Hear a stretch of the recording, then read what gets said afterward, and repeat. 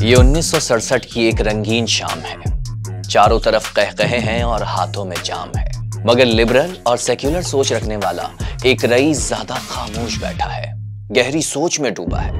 ऐसी सोच जो उसकी आने वाली कई नस्लों को हुक्मरान बना सकती है। वो अपने ख्वाब की ताबीर के लिए एक पार्टी बनाना चाहता है। दोस्त के कान में सरगोशी करता है कि अवामी ताकत कैसे हासिल की जाए। दोस्त का मशवरा बड़ा दिलचस्प होता है, ये कि बड़े गद्दी नशीनों को अपने साथ मिला लो, कामयाब हो जाओगे। और फिर गद्दी नशीन मिल गया, बल्कि पार्टी की बुनियाद ही गद्दी नशीन के घर पर रखी और उस गद्दी नशीन को पार्टी में अपना नायब बना लिया। बाद में वो रईस ज़ादा खुद भी वजीर आजम बना, उसकी औलादे भी, और आज भी ये सिलसिला जारी है। वो कौन था, पार्टी कौन सी है और वो गद्दी नशीन कौन थे? पाकिस्तान की सियासी तारीख में गद्दी और पीरों का क्या किरदार रहा है? रफ्तार ये सब बताएगा इस वीडियो में आपके लाइक और सब्सक्राइब के साथ।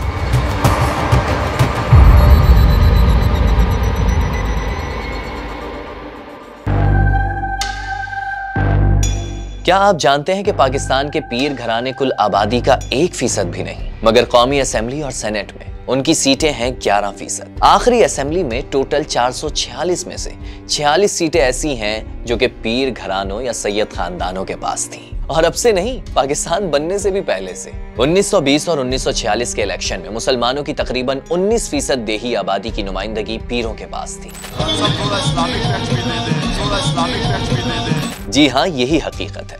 पाकिस्तान में मजहबी टच के बगैर ना ही कोई पार्टी बन सकती है और ना हुकूमत। क्यों? बात सिंपल है, गद्दी नशीन की गिरफ्त में अवाम है और सियासत को अवाम की ताकत चाहिए। तो पीर के कहने पर रात को दिन और दिन को रात मानने वाले लोग बैलेट पेपर पर ठप्पा भी वहीं लगाते हैं जहां पीर कहे। तो आखिर सियासी जमातें पीर के पीछे क्यों ना जाएं? यही वजह है कि पाकिस्तान में भी सियासी पीर खानों ने जन्म लिया। पीर साहब ने एक मुरीद के लिए प्राइम मिनिस्टर को रास्ते में रोक दिया था। शाह महमूद साहब को ये हक नहीं रहता कि अब मेरे उस फैसले के बाद ये मखदूमी का दावा कर सके। हो सकता है कि सदी के इख्तिताम तक इन गद्दियों का असर बिल्कुल खत्म हो जाए।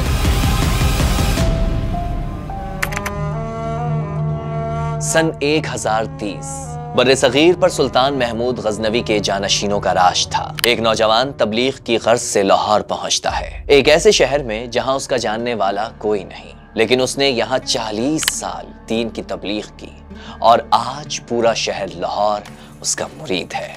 ये कोई और नहीं, पाकिस्तान की सबसे बड़ी दरगाह दाता दरबार में मदफून अबुल हसन अली बिन उस्मान हजवेरी यानी दाता गंजबख्श रहमतुल्लाह अलैह थे। उनके तकरीबन 200 साल बाद दीन की तबलीग के लिए मोइनुद्दीन चिश्ती रहमतुल्लाह अलैह भी बर्र-ए-सगीर आते हैं। इन्हीं से चिश्तिया सिलसिले का आगाज होता है, जिसकी जड़ें आज भी हिंदुस्तान और पाकिस्तान में बहुत मजबूत है। उसी जमाने में पाक पतन के वारिस की विलादत होती है। नाम रखा जाता है फरीदुद्दीन मसूद, लेकिन उन्हें आज हम जानते हैं बाबा फरीदुद्दीन गंज शकर रहमतुल्लाह अलैह के नाम से। ये वो दौर है जब बर्र-ए-सगीर में सूफीज़्म को बड़ा फरोग मिला, दीन की तबलीग हुई, तालीम आम हुई, मगर फिर दीन को फैलाने वाले बुजुर्गों के मज़ारात बन गए। उन पर गद्दी नशीन बैठ गए जो हुक्मरानों की जरूरत बन गए। दीन कहीं दूर रह गया, तालीम कहीं दूर रह गई। जो इख्तदार में आया है, एक ज़ईफ़ुल एतक़ादी बहुत ज़्यादा है हमारे इख्तदार के ऐवानों में, और जो सियासतदां हैं वो पीरी मुरीदी पे बहुत ज़्यादा जैसे कहते हैं ज़ोर देते हैं। कोशिश ये करती है सियासी जमात के उस इलाके के जो बासर लोग हैं, चाहे वो मजहबी लिहाज से हों, चाहे वो अकायद के लिहाज से हों, चाहे वो पीर हों, चाहे वो गद्दी नशीन हों, वो लोग उनके साथ चलें। आज पाकिस्तान के सूबे पंजाब में ही कुल 598 मज़ारात हैं।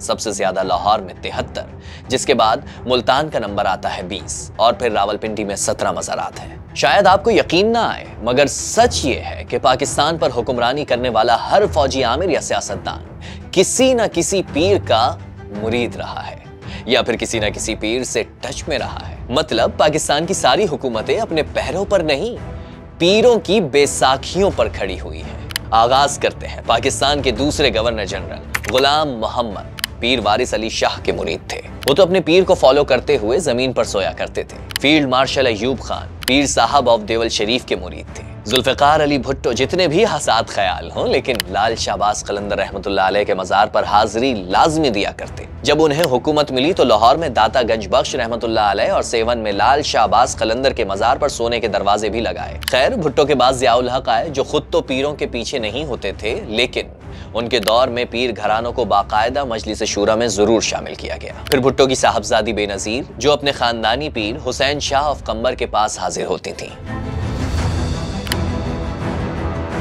मोहतरमा बेनज़ीर भुट्टो भी दुआ करवाने के लिए बाज़ वक्त सिंध में एक पीर ऐसे भी थे, वो जाया करती थी। किसी ने बताया कि खारादर में भी एक जगह एक ऐसी है जहाँ बेनज़ीर भुट्टो ज़रूर जाया करती थी। फिर बाज़ जगहों पर ये होता था कि भाई नंगे पैर उस जगह तक गई हैं, कोई गंडा, कोई तावीज़ या कहने का डोरी बांधने के लिए दी गई है। नवाज शरीफ का खानदान भी पीरों का पैरोकार रहा है। वो पीर अलाउद्दीन कादरी गिलानी के हाथ पर बैत था। उनके वालिद मियाँ शरीफ ताहिरुल कादरी को बहुत पसंद करते थे। बाद में नवाज शरीफ के ताहिरुल कादरी से इख्तिलाफात हो गए, इतने शदीद कि 2014 में ताहिरुल कादरी इमरान खान का हाथ थामे नवाज शरीफ के खिलाफ उनकी हुकूमत गिराने निकल पड़े थे। मियाँ नवाज शरीफ के लिए भी यही सुना है कि वो भी किसी ना किसी से सलाह ज़रूर करना या उसको अपना बड़ा मानना। पिछले दिनों आपने देखा होगा कि मरीम नवाज से भी ये पूछा गया था, एक गिलास मखसूस वो हाथ में रखती हैं, मुश्किलात से निकलने का वो राह भी कोई बताते हैं तो उनसे भी सलाह करती हैं। बहरहाल इमरान खान की ये तस्वीर देखिए, इस तस्वीर के पीछे भी एक पीर है। ये कहानी शुरू होती है 2015 से। अभी इख्तिदार नहीं मिला, लेकिन ऑक्सफोर्ड में पढ़े हुए इमरान खान की अचानक बुजुर्गान दीन से अकीदत बढ़ रही थी। वो अक्सर बाबा फरीद गंज शकर रहमतुल्लाह अलैह के मज़ार पर हाजिरी दिया करते थे। इन्हीं दिनों लोधरा में उनकी मुलाकात पॉलिटिकल इन्फ्लुएंस रखने वाली एक खातून से होती है, जो अगले इलेक्शन के लिए पेशगोई करती हैं कि जहांगीर तरीन जीत जाएंगे। और ऐसा ही हुआ। इमरान खान बहुत खुश होते हैं। एक नहीं, कई पेशगोइयां सच साबित हो जाती हैं जो इमरान खान को मुतासिर करती हैं। अब खान उनसे सियासी मामलात में सलाह मशवरे करने लगते हैं। वो खातून कोई और नहीं, बुशरा बीबी थी, जिनसे बाद में इमरान खान ने शादी कर ली। पाकिस्तान में पीर सिर्फ वजीर या रुकन असेंबली ही नहीं रहे, बल्कि एक पीर तो वजीर आजम भी बन चुके हैं, यूसुफ रजा गिलानी।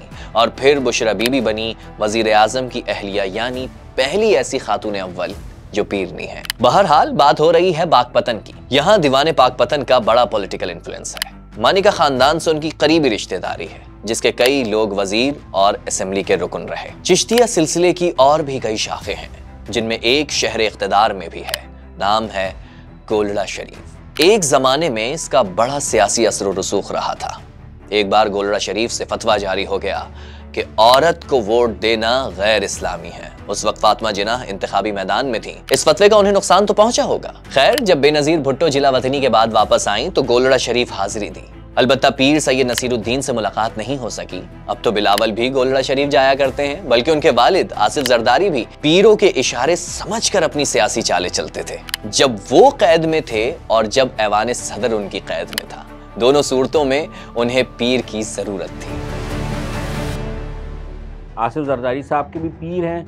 आसिफ जरदारी साहब भी हिसाब किताब लगाकर निकलते हैं। जब वो ऐवान सदर में होते थे, बकरों का ज़िबा होना, किन तारीख़ों में उन्हें कराची आना है, समंदर से दूर रहना है, नहीं रहना है, तो ये सब बातें थी। उनके पीर थे और ये सबको पता है, ओपन सीक्रेट है ये। हाँ, एक पीर साहब के बारे में ज़रूर जानता हूँ। मैं जेल जाया करता था आसिफ जरदारी साहब की पेशियों पर बाज़ वक्त कवर करने के लिए।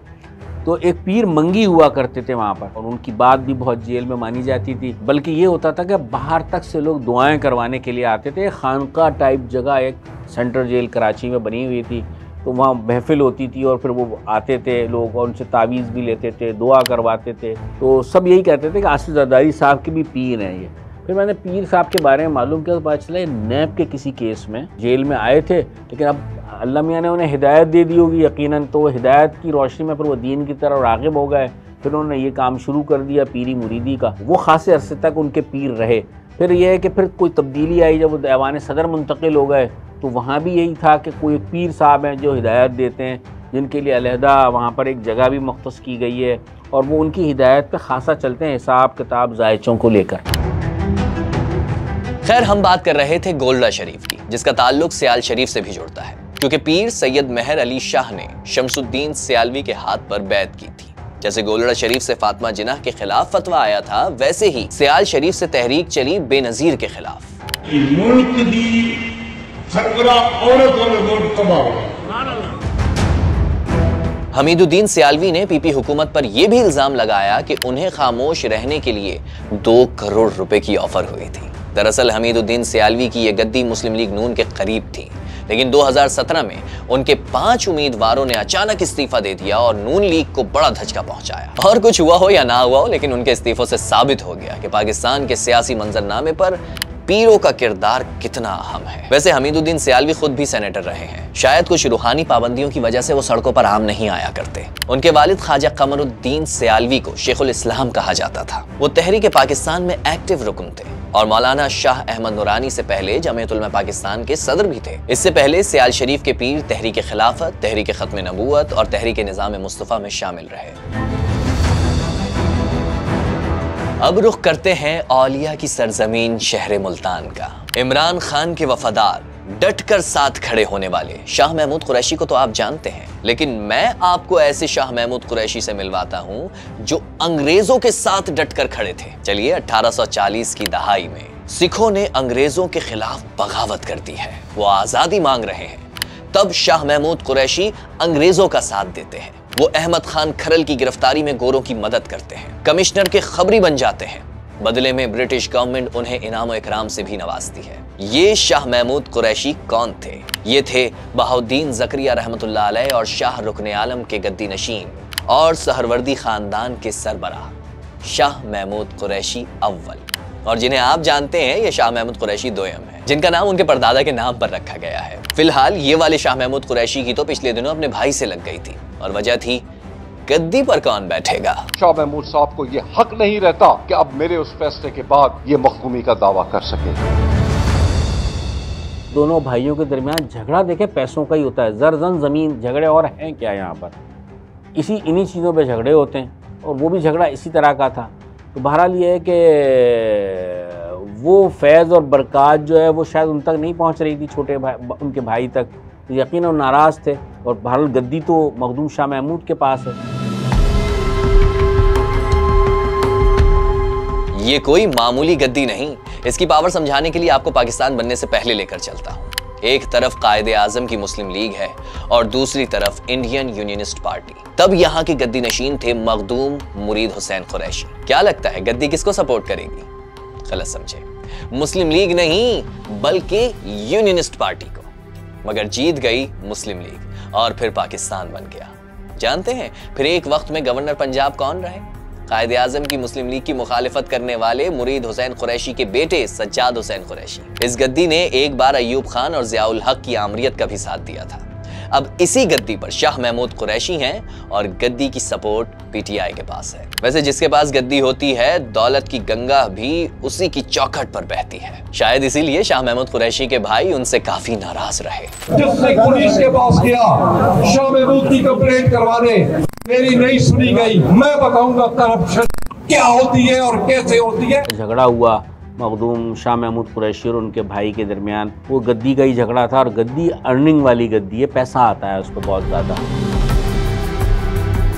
जैसे शाह महमूद कुरैशी अव्वल और दोयम हैं, इसी तरह मखदूम अमीन फ़हीम भी पहले नहीं। 1100 साल पहले की बात है। मखदूम अमीन फ़हीम की दरगाह पर 2 हाकिम दौड़े दौड़े पहुंचे और अपनी जीत के लिए दुआएं मांगते हैं। ये दोनों थे खाने खाना मिर्जा अब्दुल रहीम और मिर्जा जानी बेग। हाला में उन्होंने मखदूम अमीन की फ़हीम के पास करीब में उनका इंतकाल हुआ था, फातिहा भी की। उसके बाद कहा कि आप दुआ करें मेरे हक़ में कि सिंध की हुक्मरानी मुझे मिले और मैं ये जंग जीत जाऊं। तो उस अमीन फ़हीम ने हाथ उठाए।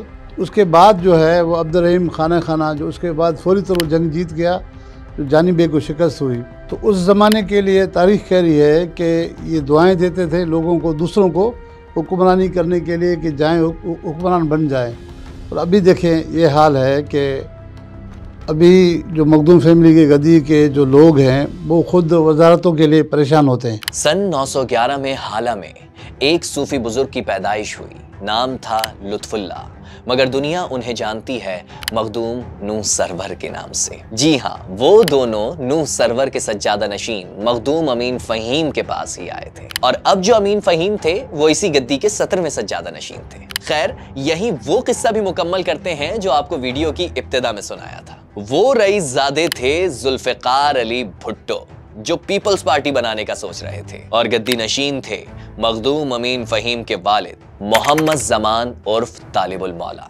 जी हाँ, गद्दी नशीन तालिबुल मौला की सपोर्ट का मतलब गद्दी के मुरीदों का वोट पीपी को मिल गया। जुल्फ़िकार अली भुट्टो ने पीपल्स पार्टी की बुनियाद तालिबुल मौला के घर पर ही रखी थी, बल्कि उन्हें पार्टी का वाइस चेयरमैन भी बना दिया था। खैर, बेटे अमीन फ़हीम ने भी पार्टी से खूब वफा निभाई। 4 बार अलग अलग सियासी और फौजी अदवार में वज़ारत उज़्मा की ऑफर हुई, मगर पार्टी का साथ ना छोड़ा। वो बात अलग है कि अगर जरदारी वादा निभाकर अमीन फ़हीम को वजीर आजम बना देते तो वो पाकिस्तान के पहले पीर वजीर आजम होते। वैसे उस वक्त इनकी जगह जिन्हें वजीर आजम बनाया वो भी पीर ही थे।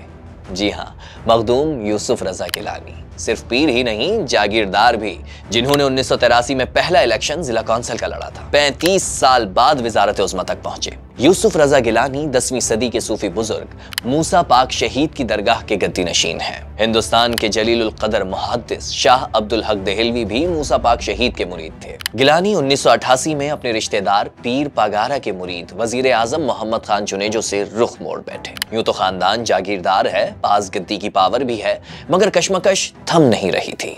एक रोज बेनजीर के पास कराची चले आए। बेनजीर ने पूछा, जुनेजो को छोड़कर मेरे पास क्यों आए हो?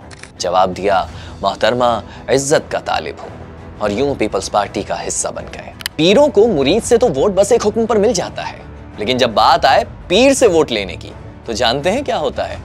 वजीर आजम का प्रोटोकॉल मेन शाहराह फैसल के बीचों बीच रुक जाता है। वजीर दाखिला को प्रोटोकॉल से निकाल दिया जाता है, और फिर पीर को मनाने के लिए हर मुतालिबा माना जाता है। प्राइम मिनिस्टर थे यूसुफ गिलानी साहब, और जरदारी साहब प्रेसिडेंट बन रहे थे। तो प्रेसिडेंट का वोट जो लेने आ रहे थे पीर साहब के सिंध का वोट, जब यूसुफ गिलानी अपनी पूरी काबीना के साथ तशरीफ ले आए कराची, एयरपोर्ट से इस तरफ आ रहे थे, पीर साहब को पता मिला आ रहे हैं, तो पीर साहब ने उनको पूछो कि आपके साथ मिर्ज़ा है क्या? उन्होंने कहा है। तो मेरे पास आने की ज़रूरत नहीं है। प्रोटोकॉल प्राइम मिनिस्टर का ऑन द रूट है, इन रूट है, शहर फैसल पे आ रहा है। प्राइम मिनिस्टर ने अपने प्रोटोकॉल कारसाज से पहले रुकवाया है, उसे कहा मिर्ज़ा को अलग करो। दरअसल जुल्फ़िकार मिर्जा ने पीर पागारा के एक मुरीद और डिप्टी कमिश्नर को उठा लिया था, जिस पर पीर पागारा नाराज थे, मगर गिलानी ने वहीं बैठे बैठे उनकी नाराजगी दूर की। उसी टाइम प्राइम मिनिस्टर उस हाउस से नहीं निकला, उस बंदे को लेके आए, जहाँ से बताया पड़ा है वो वहाँ से उठाया गया, एसपी आए, ले आए। जिस हाल में था उसके कपड़े बिल्कुल वो था, दूसरे बंदे की गाड़ी में जो कपड़े पहने थे वो उसको पहना है रास्ते में, किंगरी हाउस पे यहाँ पे लेके आए। पीर साहब ने एक मुरीद के लिए प्राइम मिनिस्टर को रास्ते में रोक दिया था, प्रेसिडेंट का वोट रोक दिया था, एक सिटिंग होम मिनिस्टर को अलग कर दिया था, सिर्फ इसलिए एक अपने मुरीद के लिए। मतलब पावर ऑफ गद्दी किसको कहते हैं? This is the power of गद्दी। एक तरफ जहां रियासत और उसकी मजहब से दूर अशराफिया ऐसे पीर घरानों से लेजिटिमेसी मांगती है, वहीं जवाब में पीर घराने भी सरकारी सरपरस्ती और प्रिविलेजेस चाहते हैं ताकि उनकी ताकत मजबूत हो।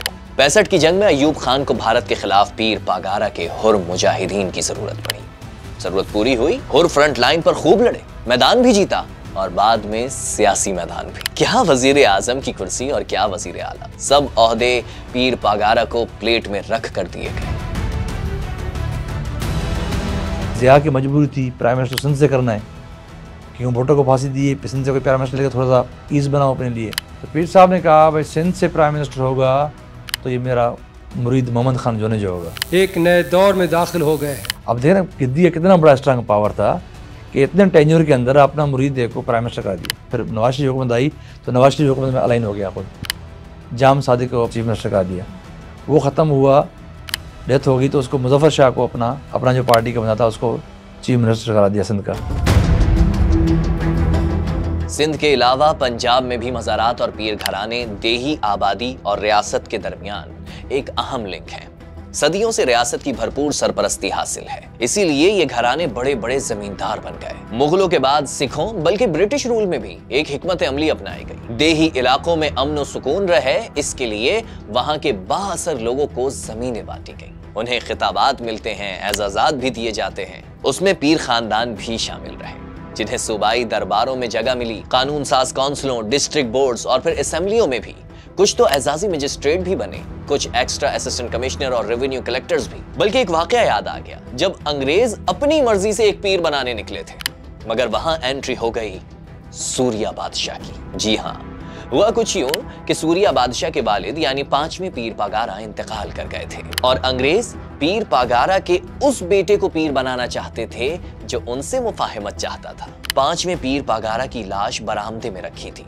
अंग्रेज बस पहुंचने ही वाले थे कि मुरीदों ने मरहूम के छोटे बेटे यानी 12 साल के सिबगतुल्लाह शाह राजदी उर्फ सूरिया बादशाह को पग पहना दी। किसी ने आके, किसी खातून ने, किसी मुलाजमा ने आके फ़कीरों को बताया, जो बाहर बैठे थे उसके मुरीद, उनको बताया कि पीर के अंदर रहलत हो गई और उसका भतीजा अभी बाहर गाड़ी निकाल लेके गया है यहाँ से अंग्रेज़ों को लेने, वो ले आ रहे हैं शायद, अब जो करना है करो। अंदर से जैसे पता चला तो फ़कीरों ने कहा कि भाई इसका छोटा भाई बेटा, इसका बेटा कहाँ है, वो इससे सिबगतुल्लाह शाह कहाँ है, तो वो अंदर है, घर के अंदर है, तो उनका हवेली से उसको निकाल के ले आओ। तो खातून ने वो भी उसको रोका हुआ था अंदर, लेकिन किसी मुलाजमा ने अपनी चादर में लेके आके छोटे से गेट से उसको बाहर दिया मुरीदों को, 12 साल के सिबगतुल्लाह शाह राशिदी को, जिसको सूर्य बादशाह हम कहते हैं। उसको जाके फ़कीरों के हवाले किया, मुरीदीन के हवाले किया। मुरीदीन ने बस देर नहीं की, मस्जिद में बिठाया, पग बंधाई और नारा भेज पगड़ा लगाना शुरू कर दिया। इतने में थोड़ी देर के बाद अंग्रेज़ पहुँचे और जो उसका सूर्य बादशाह का भतीजा पहुँचा कि भाई, फ़कीरों ने कहा हमने अपना पीर बना दिया है, आपने बनाना तो बना लो उसको। पाकिस्तान के पीर खानों की बात एक नए नवेले पीर के तस्करे के बगैर अधूरी है। 2018 के इलेक्शन में अचानक एक पार्टी सामने आती है। कौमी असेंबली में 141 और सूबाई असेंबली में 263 उम्मीदवार खड़े करती है। और अजब ये हुआ कि मुल्क भर से कुल 22,34,265 वोट भी मिल जाते हैं। ये कौमी असेंबली में और पाकिस्तान की 5वीं बड़ी जमात बनी। ये है खादिम हुसैन रिजवी की तहरीक लब्बैक पाकिस्तान। ये बात सभी जानते हैं कि टीएलपी को वोट फकत एक नारे के बदले मिलता है। अपना जोर दिखाने के लिए ये पार्टी धरना, जलाओ घिराओ की सियासत भी करती है। और अजब ये कि मुतालिबा पूरा हुए बगैर अचानक धरने और पुरतशद्दुद वाकयात खत्म भी हो जाते हैं। पाकिस्तान की सियासत में पीरों की एक तवील फहरिस्त अब भी बाकी है। पीर ऑफ कंबर, कोट मिट्ठन, हुजरा शाह मुकीम, पीर मोहड़ा शरीफ वगैरह वगैरह। और इनमें से कई हैं जो डायरेक्ट या इनडायरेक्ट सियासी कनेक्शन रखते हैं। सिर्फ वस्ती पंजाब में 25 मज़ारात हैं ऐसे जो बराह रास्त सियासत में हैं। यानी लोग मज़ारात को मोहब्बत देते हैं, इज्जत देते हैं, पैसा देते हैं और वोट भी। लेकिन अमलन ये हाल है कि ये पीर और उनके खानदान ना ही तालीम के फरोग के लिए कोई अमली काम करते हैं और ना ही जमहूरियत के लिए। मारूफ मौर्रिख के अजीज के अल्फाज में कहें तो तालीम इनके लिए एक ताउन है जिसे वो अपने रेवड़ में फैलाना नहीं चाहेंगे। अब जमाना बदल रहा है, देही इलाकों में ताकत वो नहीं रही, जदीद शहरी रिवायात जोर पकड़ती जा रही हैं, जिनकी वजह से इन घरानों के असरात में कमी आने लगी है। यूं लगता है जैसे इन सियासी गद्दियों की पावर के बस आखिरी सहल बाकी रह गए हम। आप देखें कि वो बात नहीं है जो वज़ादारी ऊपर के जो बड़े इनके थे उनमें होती थी, वो उनकी औलादों में अब नज़र नहीं आ रही है। खराबी हर जगह शुरू हो गई है। हो सकता है कि ये इस सदी में ही के इख्तिताम तक इन गद्दियों का असर बिल्कुल ख़त्म हो जाए, लोगों में शऊर इतना डेवलप हो जाए, लोग इनके पास जाना ही छोड़ दें। जो असल काम था वो तो वैसे ही सदियों पहले आबाओ अजदाद में किसी बुजुर्ग का था। बाकी औलादों ने तो इस काम का सिर्फ और सिर्फ फायदा ही उठाया है। उन्होंने मज़ारात बनाए, गुंबद तामीर करवाए, चादरें बिछाई, लंगर खाने खुलवाए और इन सब के लिए चंदा जमा किया। यूं ये एक मुस्तकिल कारोबार बन गया, सदियों पर फैला हुआ और कई नस्लों को कमा कर देने वाला कारोबार, जिसमें हर आने वाला बेटा ही गद्दी नशीन बनता है। इज्जत किरदार की नहीं, नस्ल की होने लगी। यूं गद्दी मलूकियत की सूफियाना किस्म बन गई। मुख्तसर ये कि पीर रह गए, फकीर निकल गए।